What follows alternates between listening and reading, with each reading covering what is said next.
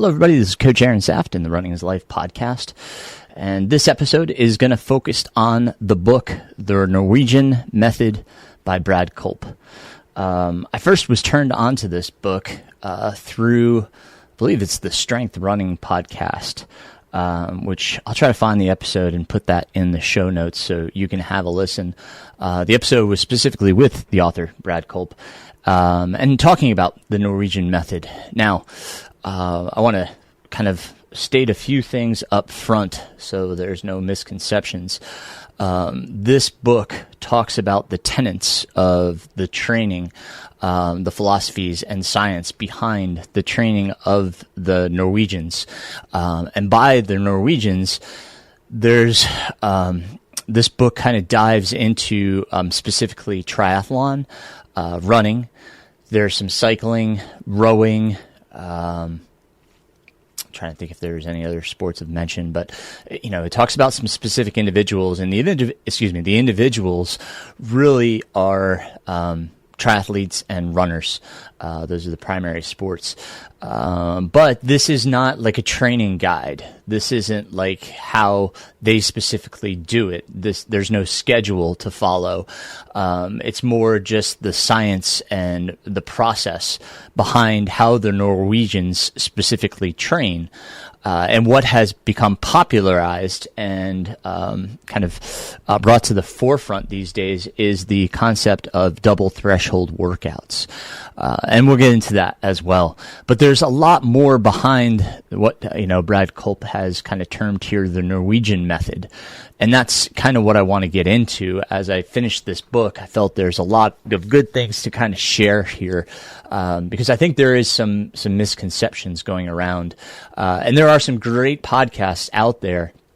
And actually the book has a fantastic one, suggestion, and it's called The Norwegian Method.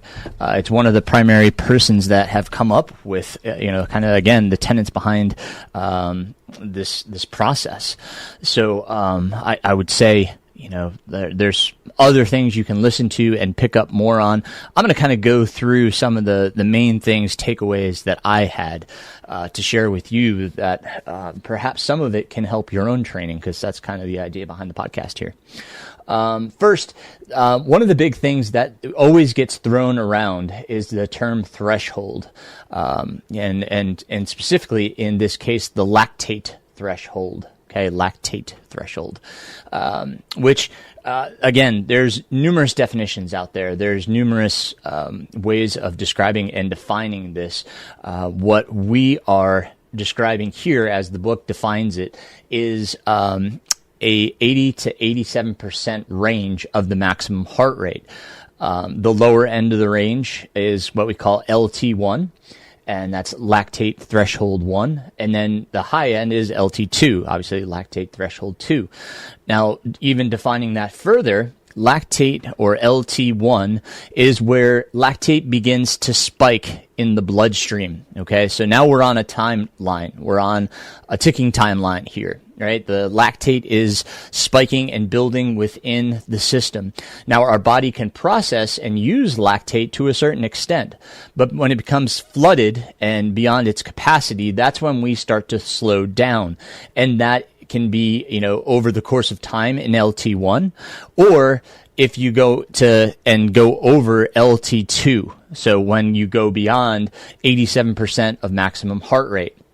So beyond that, and again, we're kind of splitting hairs here by numbers and percentages, but if we define it as 87%, that's where we're saying that lactate is at a capacity that all of a sudden your body begins to slow down because it's not able to process the lactate fast enough to make energy for your system. So that is LT2. Okay, so you got LT1 and LT2, and your threshold that we're trying to work is somewhere between the two, between 80 to 87%. That's where we want to hit the sweet spot for our training to get the benefits of our body becoming more adept in processing and getting better at processing lactate. Okay, so what we're trying to do is increase the body's capacity to use the lactate as it rushes into the body, and get better at doing that so we can run faster for longer periods of time. That's the idea behind threshold training. Okay. Next, they get into the different heart rate zone systems. I typically work with a 5-zone system. Now, I base mine off of max heart rate. Okay. And that's why we talked about 80 to 87% of max heart rate. There's 5-zone systems that deal with threshold. You can deal with percentages of threshold. That gets, a little bit more, cumbersome when you're trying to define, and it's really all what you get to know, what you get to use, right? What you become familiar with. I've used the 5-zone system with maximum heart rate. One of my young runners is now using it based off of threshold. So, again, depends on what you become comfortable with. There's also a 3-zone system, and this book refers quite frequently to the 3-zone system. And the 3-zone system is very simple. One being your lower aerobic capacity. Okay, so that defined as your ventilatory threshold. We typically train at 78% of maximum heart rate or lower. Between 78 and 80 is kind of a gray area that would kind of fall into zone 2 of a 3-zone system, which would be defined as that lactate threshold system. It can go a little bit beyond the 87% max heart rate, but we're typically talking about 79 to approximately 87, maybe 90, depending on the system, depending on the person. That's your, LT1 to LT2 range is your zone 2 in this 3-zone system. Anything beyond that, and that's why I say maybe 90, because 90 and beyond tends to get into the anaerobic system. Okay, so that's your 3rd zone, is your anaerobic zone. Okay, so different systems, different zones. Again, it depends on what you're used to. I base mine off of percentages of maximum heart rate and go over that with my athletes. But again, if whatever you're used to and used to using, whatever you're comfortable with, as long as you know what is what and where you should be, that's the biggest takeaway. So, what the book stresses, and this is what I love about, Brad Culp's book here, and it was stressed by every coach that he spoke with, about this Norwegian system, and he spoke with some incredible coaches, to write this book. But what every coach said was that before you start adding more workouts, before you start even contemplating add more workouts, the best thing you can do is add more volume to your running. Okay. Now, there's a few things here, right? You need to build volume wisely, right? We don't want huge jumps in your training, okay? You don't have to follow the 3% increase rule or the 10% increase rule. We talked about that in a previous podcast recently, how, it's just, you wouldn't build volume very quickly unless you already have a lot of volume built. So if you're just starting to build back, you can build back a little bit more than what the 10% increase rule has said. Okay. Cause you do want to be able to build some volume. But how much volume? You need to be wise about it. We don't want to increase too quickly to get too much fatigue or to get injured. So increasing volume can happen in a few different ways. You can increase the volume of each run. Okay, so potentially adding, perhaps a mile to your regular run, maybe a mile or two to your medium long run, and then again, a mile or two or maybe 3 to your long run, depending on how you're building and how you're feeling. That's the biggest thing. Look at your metrics to determine how are you responding to the training. How is your average pace doing, right? Are you maintaining average pace? Are you getting faster? That's the idea, is you want to get faster. So if you're getting slower, then you need to take a look at what exactly are you doing. Are you building too much volume and having too much fatigue and not recovering? All right. So do you need more time between runs? There's a number of different ways to look at, the improvement as how your body's doing with the increase in each volume. So, You can add the volume to each run or just to a few specific runs. You could add another day. So if you're running 4 days, maybe add a fifth. If you're running 5, maybe add 6. If you're running 6, I hesitate to say maybe add a 7th, depending on your experience with running. It's always good to have a day off. I prefer to have a day off myself, but to each their own, right? It's I say that I like to say, hey, 6 days is probably plenty enough for running. A day off is healthy. So if you've already up to 6 days and we don't want to add a 7th day, then, another way to add volume to the week is to double, right? So one of my favorites, and I've talked about it as well, is the double or split recovery run. So whereas a recovery run may just be 4 miles, you can do a 4-miler in the morning, very easy. Again, very low intensity. We want zone 2 for recovery here. And then another in the evening of, perhaps another 4 miles. Or if we don't want to add that much volume, 3 and 3, because you're just adding 2 more miles to the day, but you've added 2 miles. So, I think that's probably the wiser way to go. Is if originally your recovery run is 4 miles, then split it into 3 and 3. Then you've added volume to your run already. So another way to look at it. And it just depends on if you have the time to do so. With double runs, you want to make sure that you have enough time in between the two that you're recovering from it. Again, these are recovery runs, so we don't want to add too much stress to it. So we do want to recover from the effort. Not that it's too much, but you should have potentially 6 to 8 hours between each run. Okay, so double runs, you may just do one of those per week. You may do 2.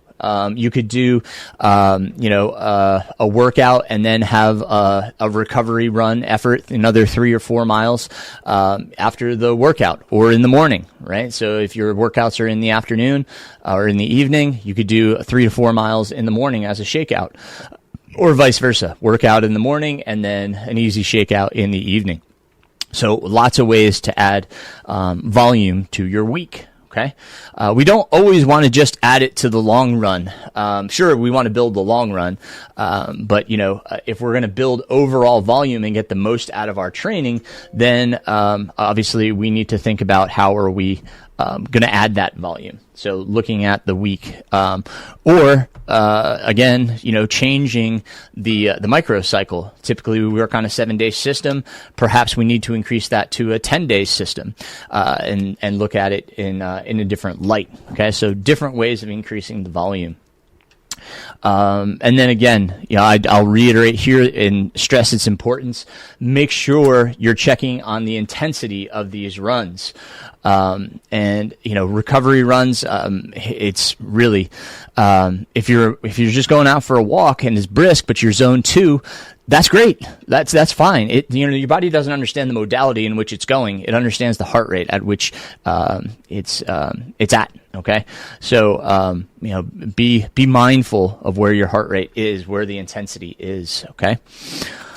All right. So that's, a volume increases.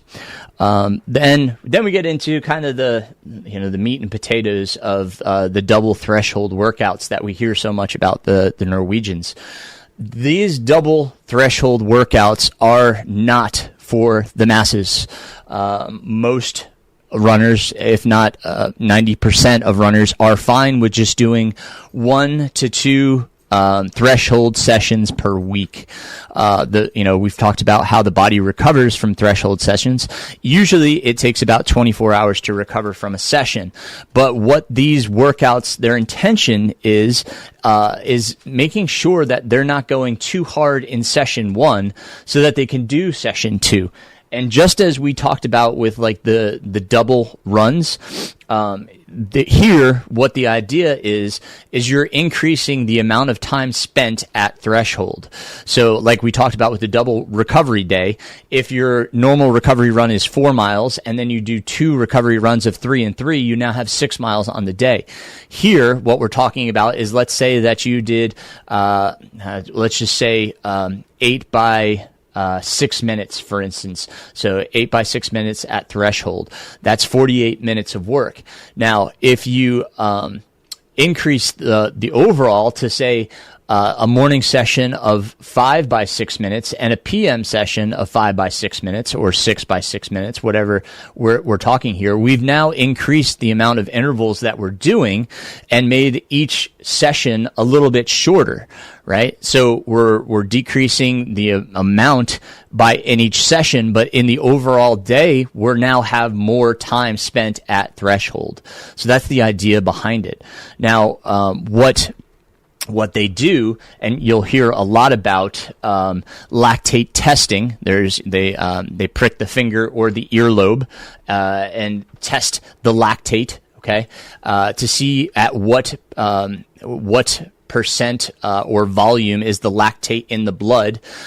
Typically, most athletes, we're talking about 3 millimoles to 4 millimoles when we test. Okay, that's where we're at. Okay, we're at a level of sustainability. Any higher, then we don't want to do any more for the day. Now, most of us, if not all of us, do not have lactate testing equipment. They go through in the book and talk about some of the readily available items, and it's not that they're super expensive. They're $200, but you have to constantly replace needles and the testing materials. So that's where the expense comes. And by honestly, I don't think many people are going to enjoy pricking their fingers or their earlobes repeatedly for workouts. And he talks about that. It takes a bit of the joy out of running when you have to do that to test where you're at and how you're doing. That's kind of some of the ideas behind threshold, is making the volume more. Now, again, most people, if not all, because we're not all obviously elite athletes, you're going to be fine with doing one threshold session per day at the volume your body can tolerate, recovering, and then doing another session later in the week, if at all. One session a week may be totally fine for you and your intents and purposes and your goals. So don't feel that you have to include 2 sessions a week. But if you have become used to, if you've gone through a few training cycles and you're like, in the past I've done one threshold session a week, and you're looking for another bump in fitness, adding a second session to the week may be fine. Again, we just have to watch the metrics. What does your recovery heart rate look like, etc.? How are you doing? Okay. So, but going back to the lactate testing, that's why heart rate can be a good measure, right? We can use heart rate to measure how we're doing. Are we hitting that 80 to 87%, right, of maximum heart rate? That's where it's tougher to go off of RPE, because we're trying to hit something very specific. One of the downsides of RPE and doing threshold work, because we're trying to, hit this very specific window. It's very easy to go too hard and not, do or get in the work that we're really trying to. Now, do you still work the threshold? Yes, you still do, but not to the full potential of what we want. And it's going to take more time to recover if you go too hard, because you're increasing the amount of lactate and acidity within your system. Okay, so heart rate kind of knocks that out and gives us a more accurate, as long as the heart rate measurement is accurate itself. Pace, for those that don't have heart rate or lactate testing for that matter, pace can work. I use it with my track kids because a lot of them don't have access to accurate heart rate readings. And so what we do, fortunately we're in track right now and we can race the mile. I have them race the mile. And then what we typically say is threshold is approximately a minute slower than, your mile race. So you can do a mile time trial at a very, very hard intensity and then add a minute to it. And that should be approximately your threshold pace. Okay, so you can also do threshold pace tests. There are some great ones out there. I can post one in the show notes if you're interested in looking for your threshold pace. But again, when you do this, you have to have a way of measuring that interval. Okay, so you can't just run your watch for the entirety of the workout. We need that it's a specific 30-minute portion of the run that needs to be its own entity, so you can see see the average pace and the average heart rate to make sure that you are within range, and that that pace that's kind of going to help you define your threshold. Okay, so I'll put that in the show notes, but there you can do it that way as well and train by that. So we have a few different ways to work. Obviously lactate testing is kind of the Norwegian method, if you will. But for us, average runners, heart rate is great, and then I would say third best would be pace. Okay,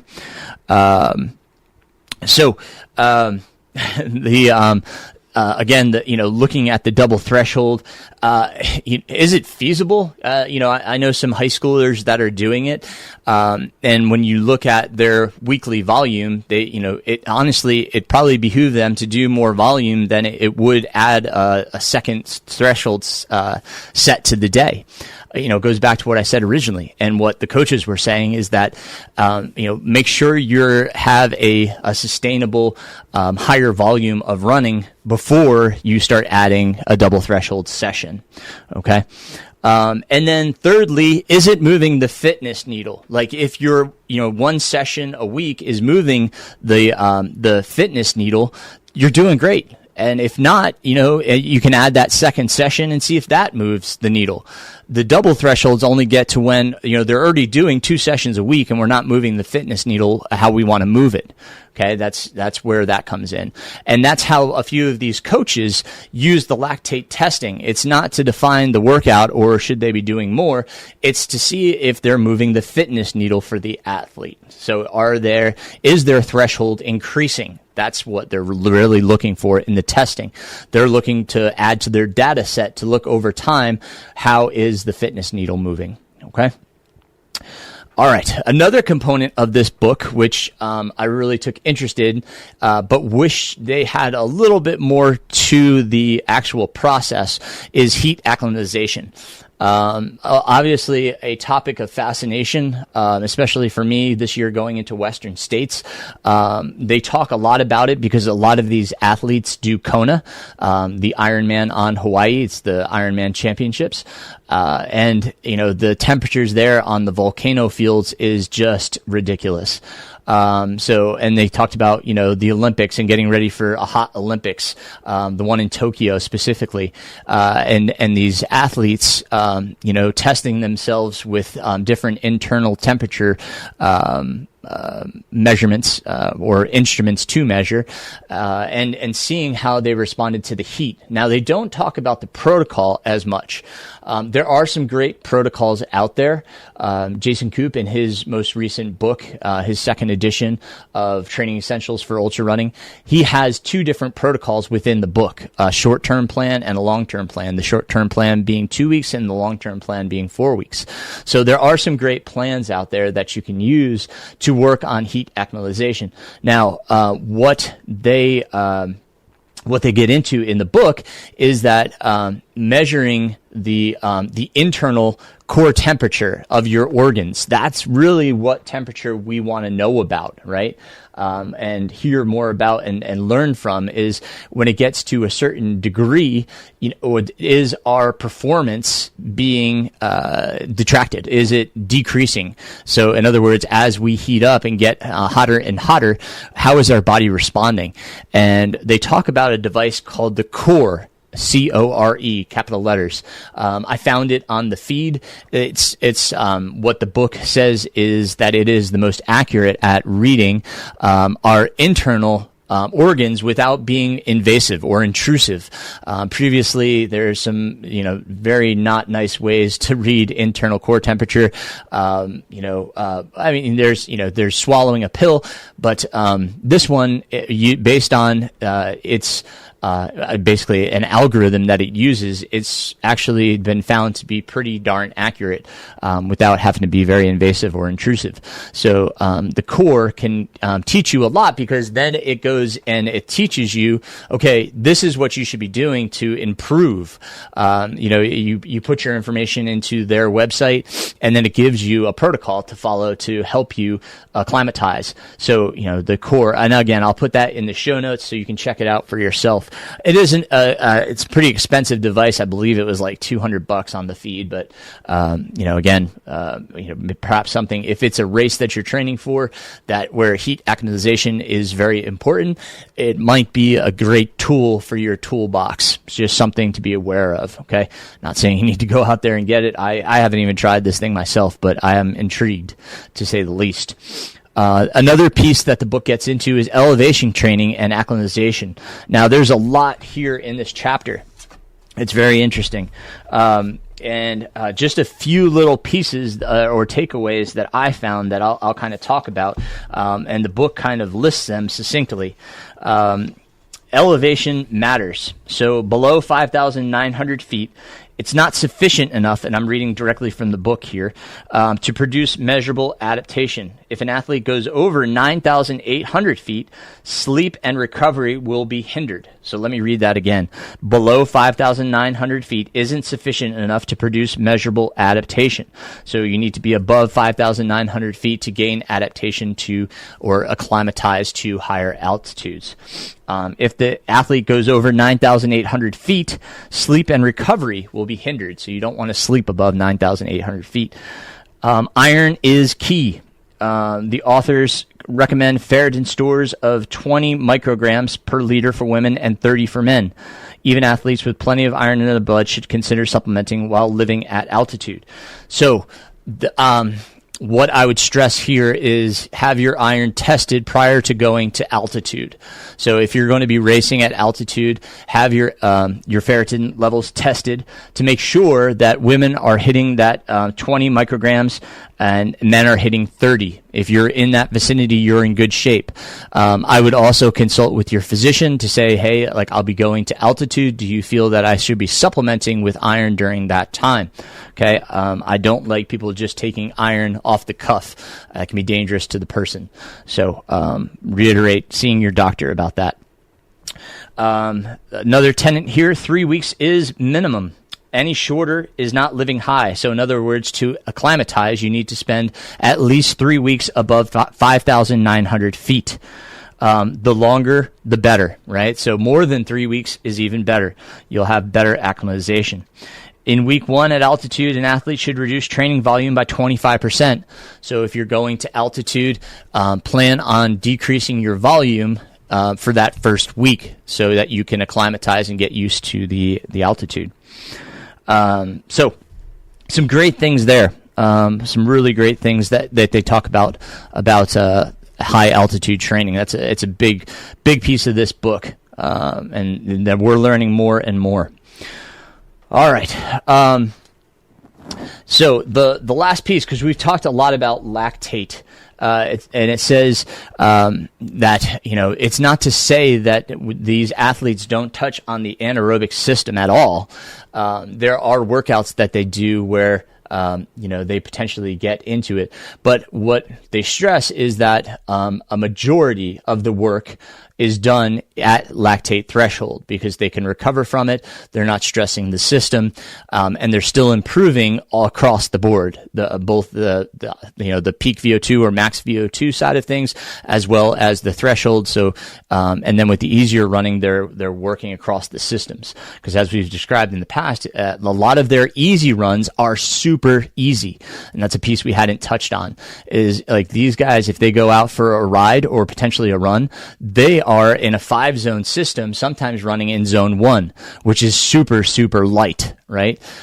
So, most of us have a hard time running in zone 2, and that's something we can improve upon. Now, in those zones, as odd as it is, we improve upon our maximum VO2. Our max VO2, our capacity for our heart to pump more blood, oxygen-enriched blood, to our muscles. So, I would say like being able to run that easy is a big piece of the Norwegian Method. Okay.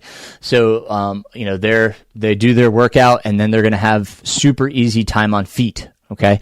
So spending a lot of time in those easier zones helps them on the higher end of the spectrum as well. So they don't do a lot of anaerobic work, but it's not to say that it isn't a piece that they use now and again. It's just they don't emphasize it. There's no specific block of training in which they focused primarily on anaerobic. Now, is that to say that it should be the way for all of us? No, not necessarily. Again, these are professional athletes doing tons of hours. The triathletes are training upwards of 30 to 35 hours per week. That is their job. Most of us obviously do not have that potential to work our normal 9 to 5 and then also train for that duration. Okay, so we have to keep that in mind. So with that, not being able to spend as much time as they do in those lower zones, we have to do other workouts to provide the benefit that they would get from using and spending so much time on feet and doing their training not only on the bike, but in the pool and then in running.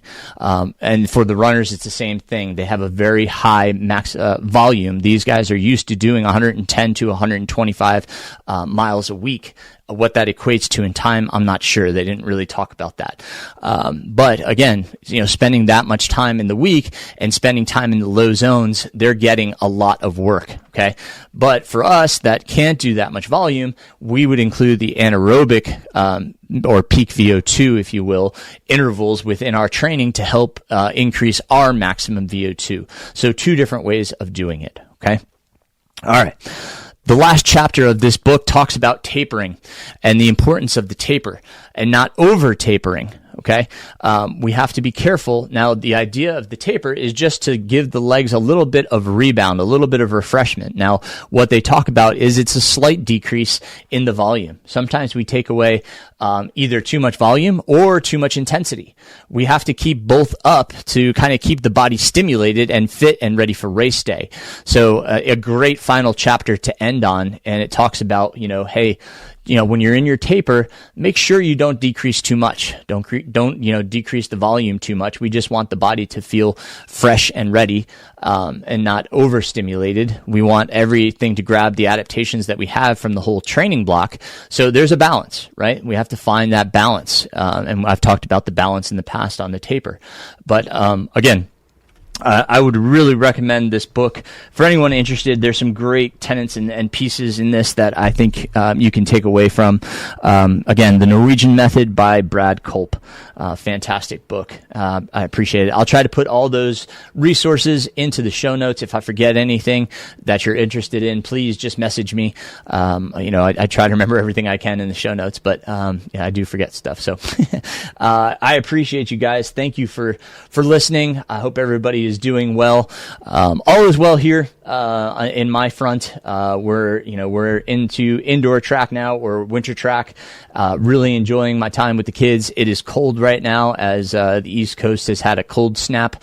But we're continuing on. Had a really good workout today. My paces are coming down, which is great to see. I did 5 by 3 minutes at steady state, 2 minutes at tempo. And my paces, I was on the treadmill today, put it at 1.5% incline, and I was hitting 730 for the steady state, and then 640 for my tempo pace. Really feeling good about where my training's at right now. I've got 24 weeks to Western States, so super excited about that. Continue to look at new shoes.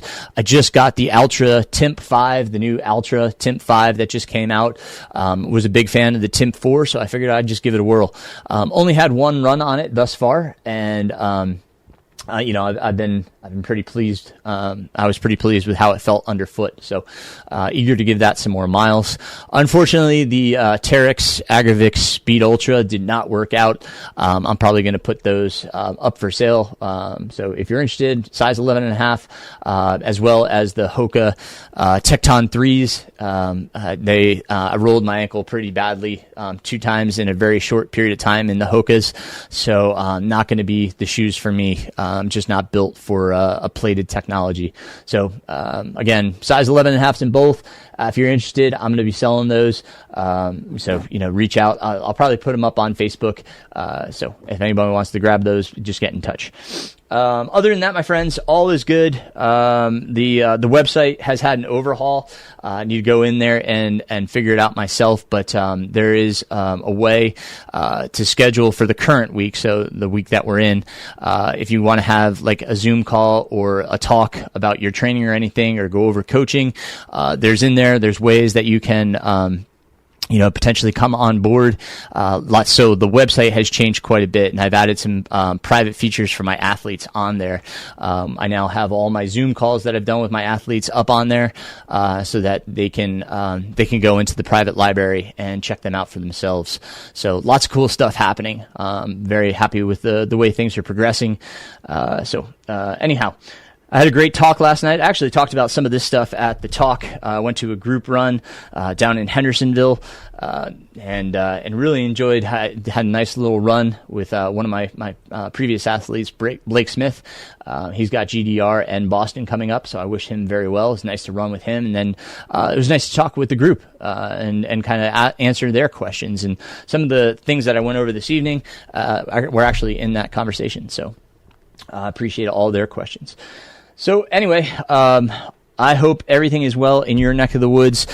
Questions, comments, concerns, please, reach out. Let me know. Happy to hear from you. I appreciate everybody that does reach out. Thank you guys so much for all of your thoughts. I love hearing your thoughts as well. Whether you're having success in training, or if you're, having a hard time and have some questions, I'm happy to hear from you. Thank you guys for listening. Thank you to my Patreon supporters. Thanks for being a part of this. You guys, we'll talk next week. Until then, keep moving forward, my friends. Running is life.